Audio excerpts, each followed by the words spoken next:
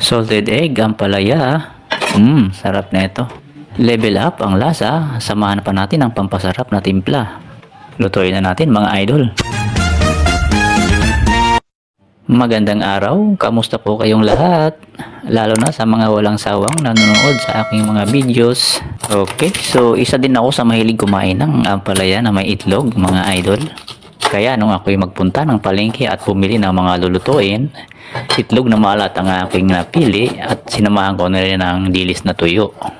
Salamat nga pala sa aking mga bagong followers. Thank you mga idol. At shout out na rin sa lahat ng mga OFW na nanonood.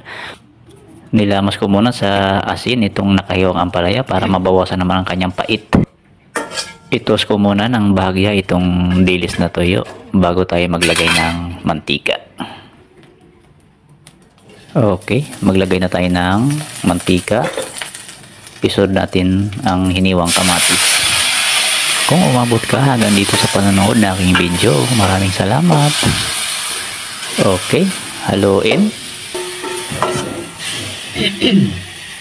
Tapos maglagay tayo ng panimpla. Unahin natin paglagay itong kaunting suka. Tapos isunod natin paglagay ang ampalaya. Napigaan na natin to, hindi na masyadong mapait ito. Ayan. Tapos sangkapan natin ng Knorr seasoning. Ito yung nagpapasarap ng ating salted egg ampalaya. Pwede rin magic sarap o kaya bechin. Nasa sa inyo kung atin ang gamitin. Pero kung may Knorr seasoning naman kayo, mas the best yan mga idol. At ang pinakapinali, itlog na maalat. Turugin muna natin sa tinidor. Buhos na natin. Saka natin bigyan ng mailap-ilap na halo.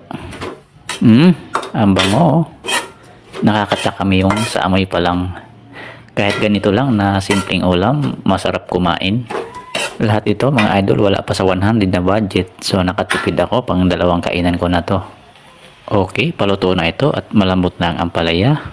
At kung umabot ka hanggang dito sa dulo sa panonood, paki-comment na rin kasama ang location para malaman ko kung hanggang saan umabot ang aking video. Maraming salamat po. At ito na nga, nilagay ko na sa serving plate. Luto na ang ating salted egg ampalaya. Sana nagustuhan po ninyo ang aking video. Maraming salamat sa inyong panonood.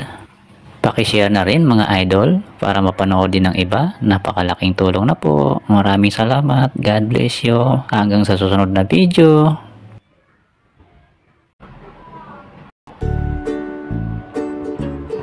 Kain mga idol.